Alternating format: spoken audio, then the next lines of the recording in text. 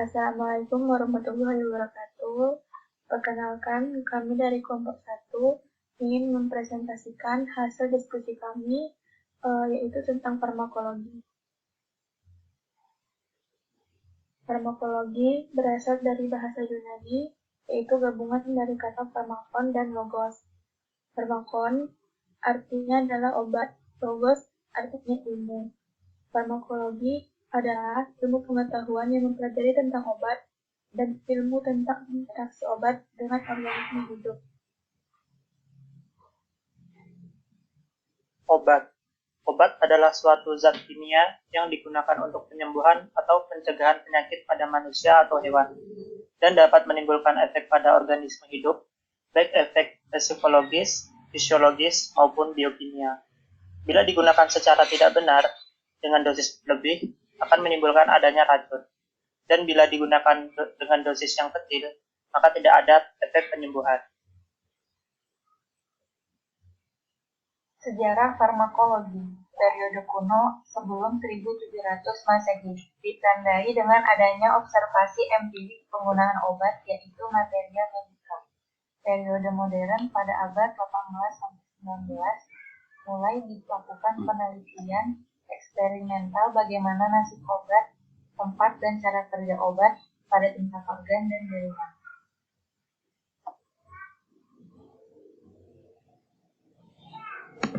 Ilmu yang mempelajari masalah penggunaan obat itu ada yang pertama, ilmu biofarmasetik merupakan ilmu yang menyelidiki pengaruh pembuatan sediaan atau kegiatan terapik obat.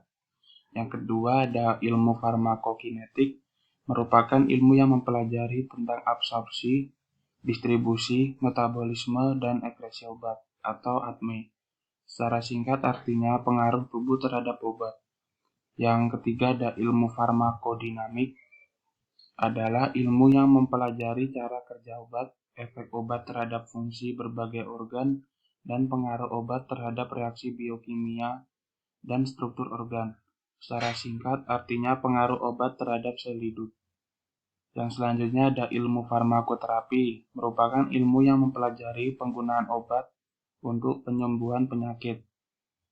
Yang selanjutnya ada ilmu kemoterapi, merupakan ilmu yang mempelajari pengobatan penyakit yang disebabkan oleh mikroba patogen. Yang terakhir ada ilmu toksikologi, merupakan ilmu yang mempelajari keracunan oleh berbagai bahan kimia, terutama obat. Nah, kalau secara farmakokinetiknya itu terdapat 4 proses pergerakannya obat untuk mencapai kerja obat. Itu ada absorpsi sampai ekskresi. Nah, dari absorpsi itu melewati bertahap-tahap. Yang pertama ada absorpsi. Absorpsi itu diserap ke dalam darah. Yang kedua itu tahapnya distribusi, disebarkan ke berbagai jaringan tubuh. Yang tahap selanjutnya ada metabolisme, diubah menjadi bentuk yang dapat dibuang dari tubuh. Yang terakhir itu ada ekskresi, dikeluarkan dari tubuh. Nah, ini skema farmakokinetiknya. Dari absorpsi, terus darahnya ke distribusi, setelah itu metabolisme, eliminasi.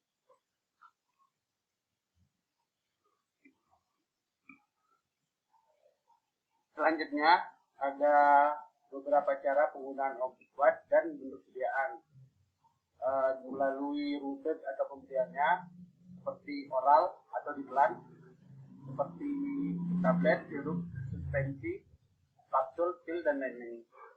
Yang kedua ada bukal, diletakkan dalam rongga mulut seperti tablet.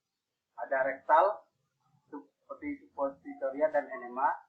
Ada parenteral atau larutan injeksi, suspensi, injeksi, emulsi, ejeksi, dan implan. Terus ada vaginal seperti tablet vagina atau ovula. Ada tropikal, salep, krim, gel, koyo, tetes mata, tetes hidung, dan inhaler. Selanjutnya di sini ada beberapa rute-rute yang dilalui untuk obat. Seperti mata, melalui mata itu ada seperti untuk imunisasi mata melalui mulut, ada pil, tablet, ada injeksi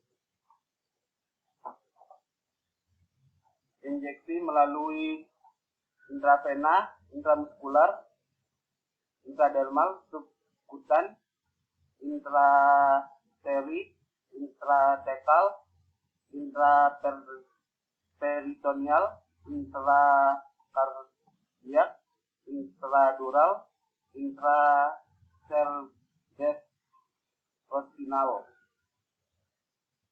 Dan ada juga melalui kulit, itu seperti salep, ketoconazole untuk jamur, betamethasone untuk alergi. Ada juga melalui telinga, yaitu seperti vital untuk iritasi telinga dan mencairkan kotoran telinga. Ada juga aerosol seperti Ventolin untuk asma. Selanjutnya,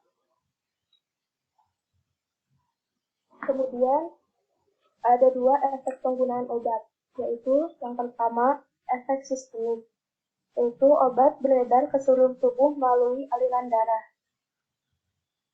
Yang kedua, efek lokal, yaitu efek obat hanya setempat di mana obat itu digunakan.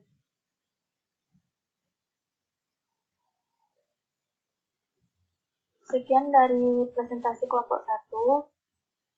Terima kasih atas perhatiannya. Maaf jika ada salah kata. Wassalamualaikum warahmatullahi wabarakatuh.